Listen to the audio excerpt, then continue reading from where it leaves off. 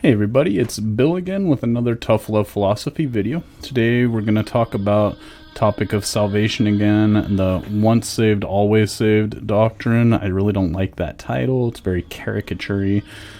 Seems like it's made to poke fun, but the idea that you cannot lose your salvation once you already have it, right? There are people who believe that you can have your salvation and then end up losing it. I believe, and many others believe, that once God saves you, that is his work. He's going to fulfill that work like he said that he is going to, and that you are justified, and that you're being sanctified, and you will be glorified. And that God is the one that decides, and that God wouldn't choose you if he was going to just take that gift back from you, because God doesn't give gifts the way that people give gifts, with conditions and with the idea that it can be taken back, right? So, without further ado, please like, dislike, subscribe, share, comment, all of that good stuff. And I'm going to run the intro and we'll get into it.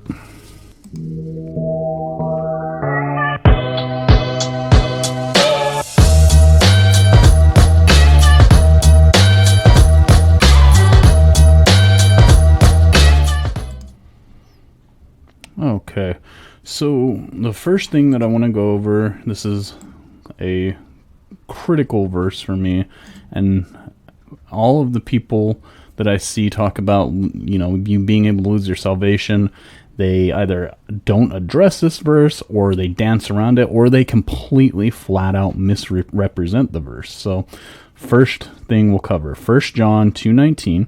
Now, I did do a response video to a Truth Unedited video where he was talking about a conditional salvation where you can lose your salvation. He put that out before I had a chance to do this, so that response video I ended up doing first, which is on my channel. I would highly encourage you to check that out too, because I do break it down there with somebody who has an opposing view, and you can check that out.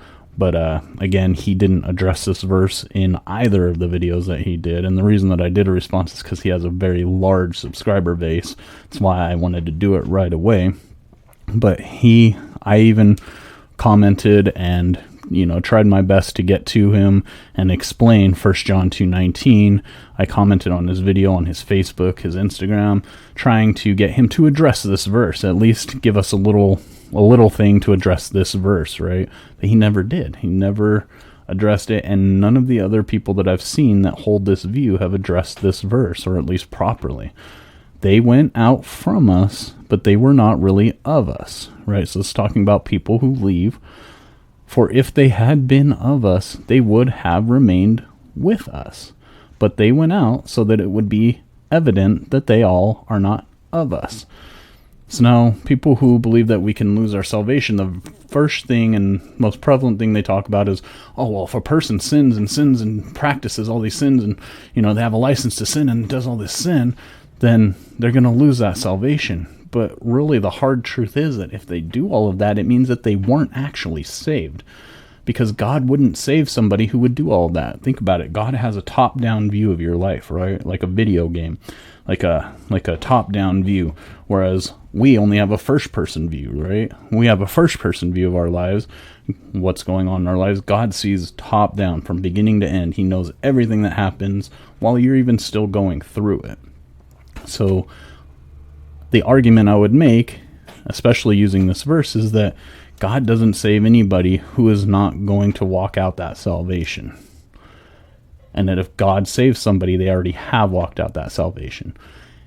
Now, a very hard thing that we need to take away from this is that not everybody who says that they are saved is actually saved by God, right? God chooses us. John 13:18. I'm not speaking about all of you. I know the ones whom I have chosen, right? He has chosen us, not the other way around. If we chose him, then it would make sense that we would then lose that salvation, because we would choose him, we would get salvation, and then we would decide, oh, I don't choose you anymore, and then we would lose that salvation, right? That would make sense. I agree. But that's not the way that it works. That's not what the Bible says. The Bible says that God chose us. If God chose us, that means that he is the one that decided that we are worth saving, that our hearts, our faith is in him, and that we are to be saved. God doesn't give gifts like a fleshly person does, with conditions and with, you have to do this thing, or else I'm going to take this gift back, right? The Bible literally tells us that salvation is a gift. What kind of God would God be if he took a gift back from somebody, right? That would be one argument that I would definitely make just operating off of this verse. Now let's look at Matthew 7:23 real quick. When Jesus is on the Sermon on the Mount, when he's telling his disciples what he'll tell people who are condemned, he says, "And then I will declare to them, I never knew you. Leave me, who practice lawlessness." I never knew you, right? He didn't say, I used to know you, or I knew you at one time, or you left me. He says, I never knew you. He specifically used the word never.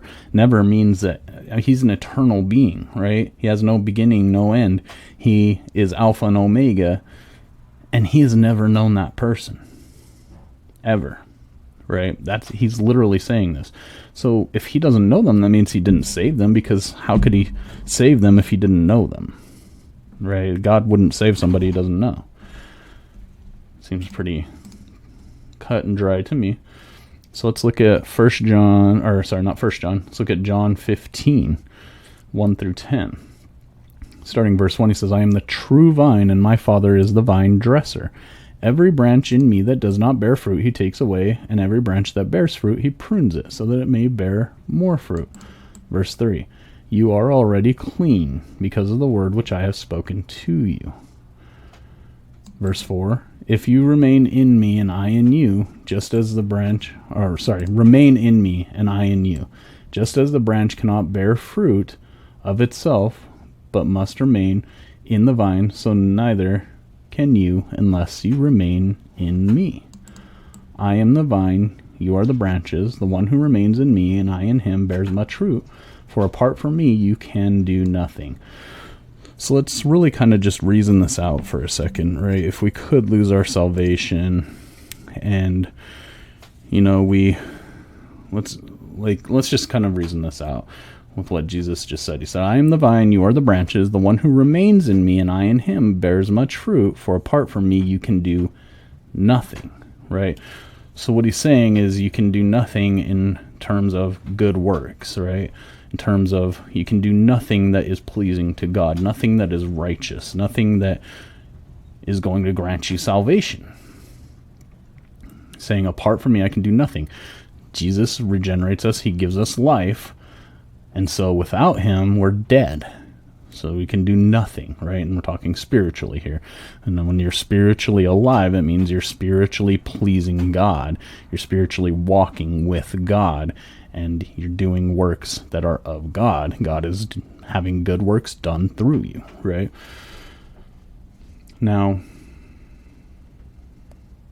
if we could lose our salvation, okay, let's think about it this way. So Jesus is being descriptive here, not prescriptive, right? Descriptive means you're describing what is, what will be, or what has been. Prescriptive means you're saying what should have been, what should be in the future, right? Should. Jesus isn't saying should or ought here. He is being directly descriptive. He's saying, I am the vine, you are the branches. The one who remains in me and I in him bears much fruit, for apart from me you can do nothing. He's not saying, I am the vine, you are the branches. The one who remains in me and I in him should bear much fruit. He's saying, does bear much fruit. Right? So what Jesus did when he was here is he was a line drawer. He drew that line in the sand. Right? And that's why it can be very, very difficult for people who don't believe in Jesus when you're witnessing to them some of the truths about Jesus, because he was a line drawer. He literally said, if you're not with me, you are against me. Like, he drew the line in the sand and said, that side or this side. There's no in between. There's no indecisiveness.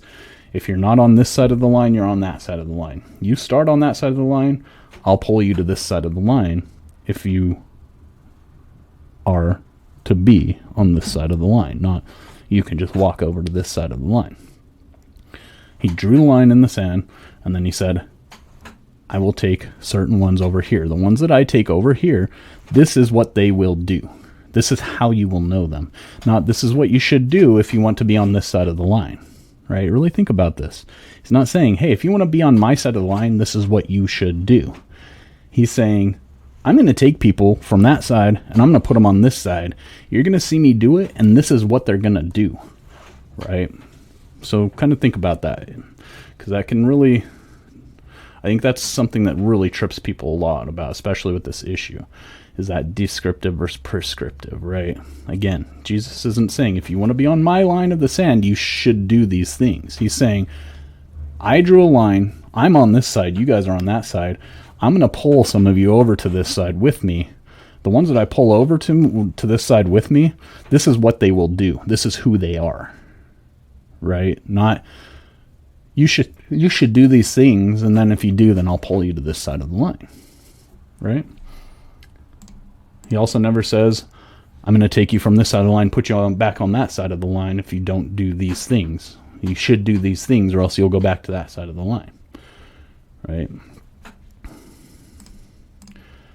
So let's see, verse 6. If anyone does not remain in me, is thrown away like branch dries up, and they gather them and throw them into the fire, and they are burned.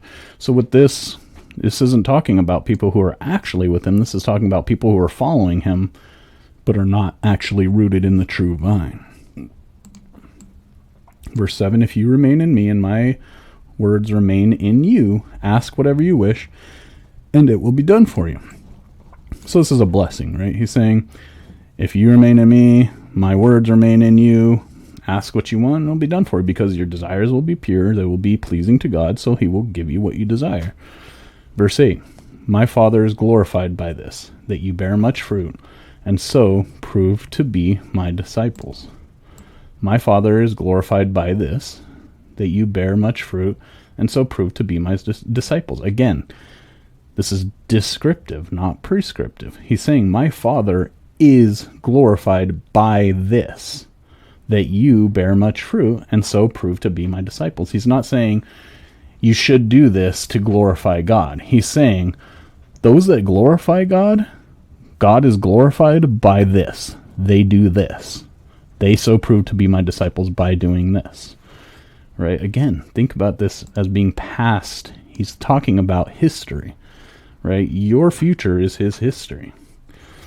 Verse 9, just as the Father has loved me, I also have loved you. Remain in my love. So he's giving a command here, remain in my love.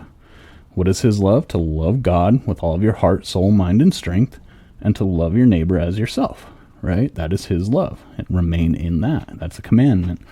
If you keep my commandments, you will remain in my love, just as I have kept my Father's commandments and remain in his love, right? So you keep my commandments, his commandments again.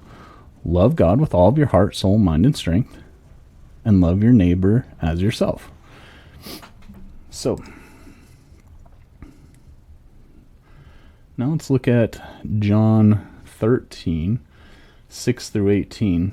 So he came to Simon Peter. He said to him, Lord, you are washing my feet. Jesus answered and said to him, What I am doing you do not realize right now, but you will understand later. Peter said to him, Never shall you wash my feet. Jesus answered him, If I do not wash you, you have no place with me. Okay, so now let's look back at John 15, verse 3. You are already clean because of the word which I have spoken to you. So, I'm not sure chronologically. I would assume chronologically the feet washing happened before this, but still, he is saying you are already clean because of the word which I have spoken to you. Not you should do these things to become clean. No, he's saying you are already clean because of the word I have spoken to you. So again, we go back to 13, verse 9. Lord, then wash not only my feet, but also my hands and my head. Jesus said to him, He who has bathed need only to wash his feet. Otherwise he is completely clean, and you are clean. Right? Again, chapter 15, verse 3. You are already clean because of the word which I have spoken to you. right? So Jesus' word cleanses us, but not all of you, right? So verse 11 now tells us that he knew he was going to betray him. It was for this reason that he said, not all of you are clean. So he's talking about Judas Iscariot here, saying Judas Iscariot is not clean. He has not chosen Judas Iscariot. Judas Iscariot is not with him. His heart is not with him. Verse 12. Then, when he had washed their feet and had taken his garments and reclined at the table again, he said to them, do you know what I have done for you? You call me teacher and Lord, and you are correct, for so I am. So if I, the Lord and the teacher, washed your feet, you also ought to wash one another's feet. So there is a prescriptive statement, right? This is a should. So this is not a commandment, but this is more of this is what you should do, right? This is something that you should do for each other. Now, for context, let's skip down here real quick to James 24 through 27. For once he has looked at 25. 25, but one who has looked intently at the perfect law, the law of freedom, and has continued in it, not having become a forgetful hearer but an active doer, this person will be blessed in what he does. So God will bless those who follow the commandments, right, and the law. So it's not done away with. We're not under the law, we're under grace, but if we keep the law and keep the commandments, we will be blessed. God will bless us, which means he will give us more in life to our desires, things that, as long as they're in line with him, are, our desires. Like, say, for our children to be saved. That's a huge one for me. I pray constantly that my children will be saved, right?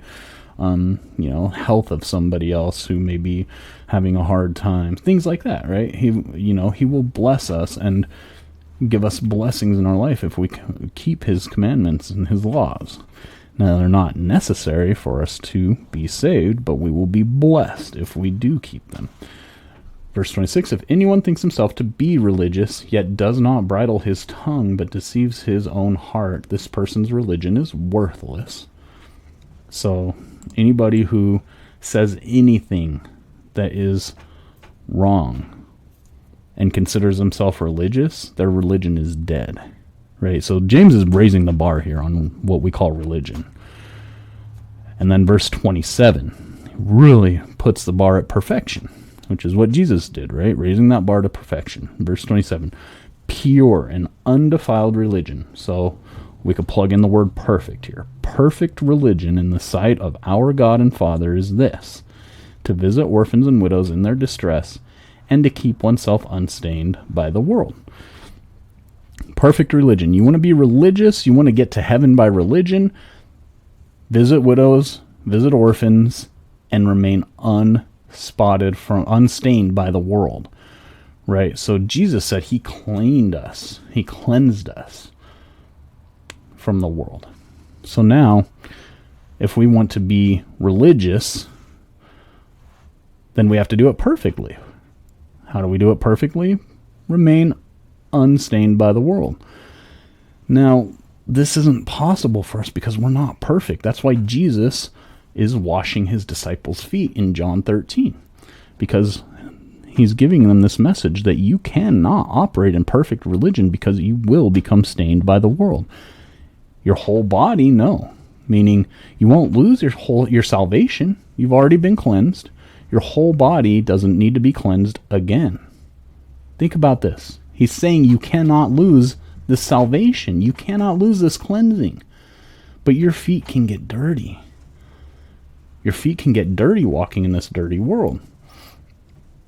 And if we want to be true disciples and we want to help each other out, we should be help cleaning each other's feet. We should be out there with each other, not putting our fingers at people and saying, oh, you're not a Christian because you do this, or you don't do this, or you think this way, or believe that way.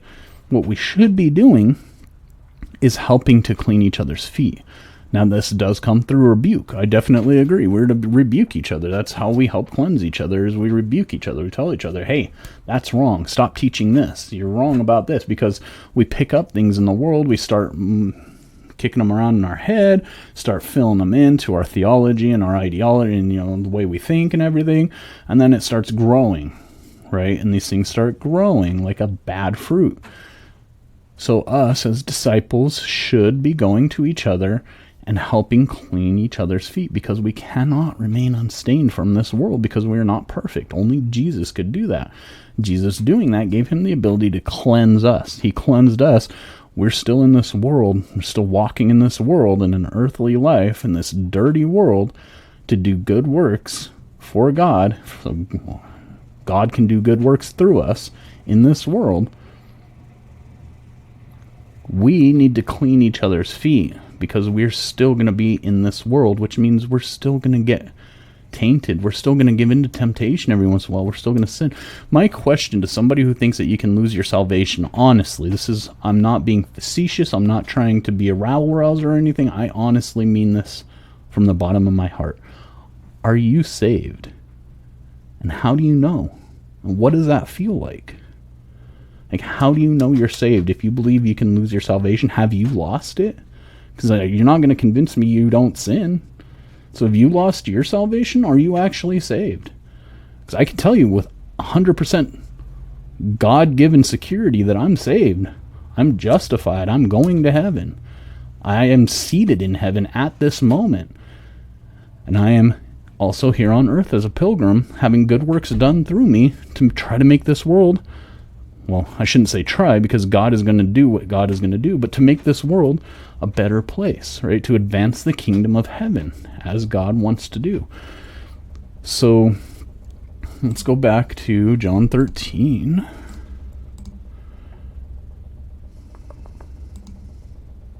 You call me teacher and Lord, and you are correct. Yeah. Sorry. Verse 13. And verse 14. So if I, the Lord and the teacher, washed your feet, you also ought to wash one another's feet. Verse 15. For I gave you an example, so that you also would do just as I did for you. Truly, truly, I say to you, a slave is not greater than his master, nor is one who is sent greater than the one who sent him. 17. If you know these things, you are blessed if you do them. 18. I am not speaking about all of you. I know the ones whom I have chosen. But this is happening so that the scripture may be fulfilled. He who eats my bread has lifted up his heel against me. So he's talking about Judas Iscariot and the betrayal of Judas. And he's saying, I didn't choose Judas, and there are those whom I have not chosen. Right? He specifically said, there are people who I've chosen. John 2:24-25. I'm not going to pull it up, but you can go and read it if you want. He knows everybody's heart. He doesn't talk to people and examine people through talking to them and interacting with them to find out where their heart lies, to see if there's somebody who he might save. Well, he is already knows. There's, predestination. It has been predestined. Like all of this, everything has already played out.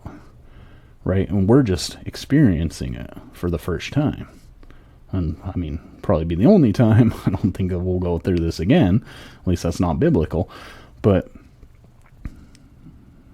I think you get where I'm coming from. So now I do want to look at a couple other verses. John 6:66. As a result of this, many of his disciples left and would no longer walk with him. So Jesus gave a hard word, if I remember rightly. It was telling them that they had to eat his flesh and drink his blood if they wanted to be his follower, and many left him.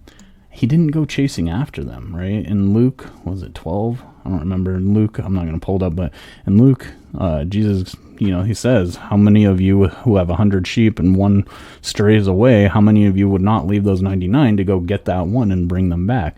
But see, he didn't go and get these people and bring them back. It says, and would no longer walk with him. He didn't go after them. He didn't get them back because they weren't with him. They didn't have the salvation to begin with, right? Jesus lets those who aren't actually with him walk away purely to be assigned to us, to show us, his true followers, that they weren't actually of us. And that's a very sobering thing, because now we can look at them and we can examine ourselves and be like, well, am I like this person? Because this person wasn't chosen. what is it about this person? It's very sobering. Like, we can really, it really teaches us a lot by this happening, and it's very hard, right? It can be a very hard thing to accept and to think about and to apply to our lives, but it's the truth according to the Bible. So I do want to end with something that I heard from John McCarthy that I think is just so perfectly spot on with this. Is, if we could lose our salvation, we would. I mean, think about that. We are truly awful, wicked creatures. We really are. Like, you're sinning constantly. I did a video on sin. You can go and look at it. Anything we do that's not in faith to God is a sin. Like, straight up. That Paul tells us that. James tells us, if you know what to do and don't do it, that's a sin. You're going to tell me that you don't do that on the regular? You don't know that you should do something and then don't do it? Like, we're constantly in sin, and we are evil, wicked creatures. If we could lose our salvation, no one would make it to heaven. Just think about that. I love you, and I will talk to you again in the next one. Again, if you want to discuss or debate this, all my information, contact information is down in the description. And again, let's talk about 1 John 2:19. I want to hear what you have to say about that. But until next time, I love you, and we'll see you later.